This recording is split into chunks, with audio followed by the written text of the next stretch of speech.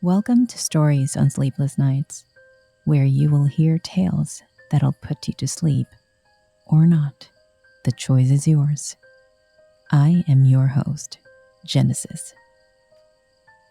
Tonight's story is about a lady who had a routine surgery at a hospital, but soon discovered that something was terribly wrong. She thought she was just hallucinating, but the nightmare followed her home. What happened to her? Who was behind it? And what did they want from her? You'll have to listen to find out.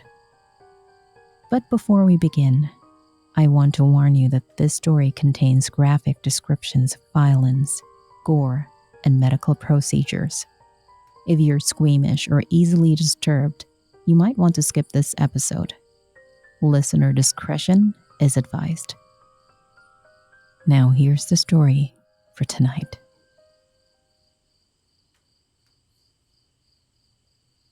Mikaela woke up in a hospital bed, feeling groggy and confused.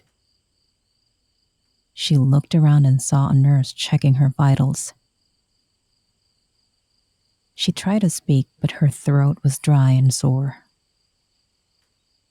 "Where am I?" she croaked. "You're in Edgewater Medical Center, ma'am. You had an emergency appendectomy last night. You're lucky we got you here in time. You had a severe infection and a ruptured appendix." Mikaela blinked, trying to remember what happened.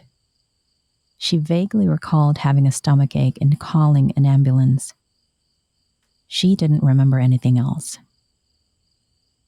"Am I going to be okay?" she asked. "Yes, ma'am. You're recovering well. You just need some rest and antibiotics. You'll be discharged in a few days." She nodded, feeling relieved. She closed her eyes and drifted back to sleep.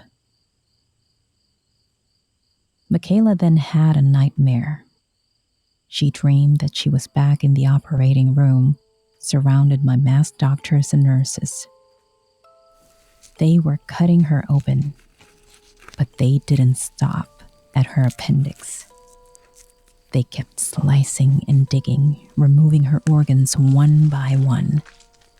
She felt every cut, every tug, every pain. She screamed, but no one heard her. She saw her blood spilling on the floor and her guts spilling on the table.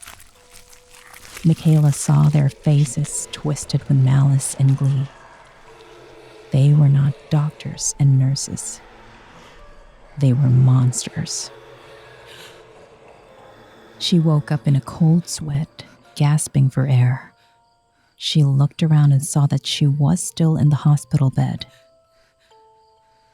She felt her abdomen and found the stitches. Mikaela felt a surge of panic and nausea. She pressed the call button and waited for the nurse to come. "Are you okay, ma'am?" the nurse asked, entering the room.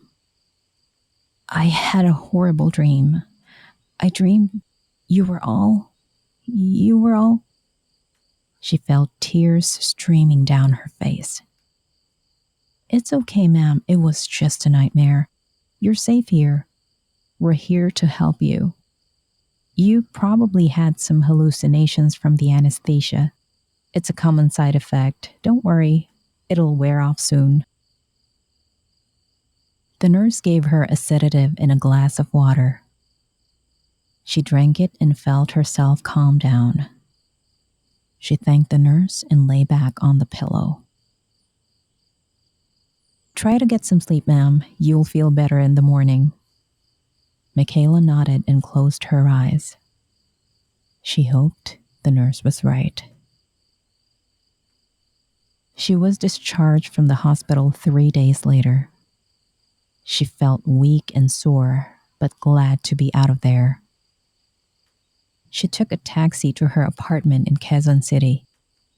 She lived alone, but she had a few friends who checked on her and brought her food and medicine. She was grateful for their support. Mikaela spent most of her time resting on the couch, watching TV and reading books. She tried to forget about the nightmare, but it still haunted her. She still had flashes of the bloody operating room, the monstrous faces, and the pain. She wondered if it was really just a hallucination or if something else happened to her. She shook her head and told herself to stop being paranoid. She was fine. She was alive. And she was healing. Mikaela then started to notice strange things happening in her apartment. She would hear noises at night like footsteps, whispers, and knocks. She would find things moved or missing, like her keys, her phone, her books. She would see shadows and shapes in the corners of her eyes, like figures, faces, and hands. She would feel cold spots and breezes like someone was breathing on her neck and touching her hair or brushing her skin. She would smell strange odors like blood, rot, smoke. She would have nightmares every single night, more vivid and terrifying than before. She would wake up screaming, covered in sweat and clutching her abdomen. She thought she was going crazy. She thought she was hallucinating again. Mikaela thought she needed help, so she called her doctor and told him what was happening. He told her to come to his office as soon as possible. He said he wanted to run some tests and see if there was something wrong with her. He said he was worried about her. Mikaela agreed to see him. She packed a bag and left her apartment. She locked the door and walked to the elevator.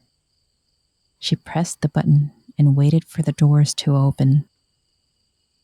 Mikaela heard a voice behind her. "Hello, ma'am, remember me?" Mikaela turned around and saw the nurse from the hospital, the one who gave her the sedative, the one who told her it was just a nightmare.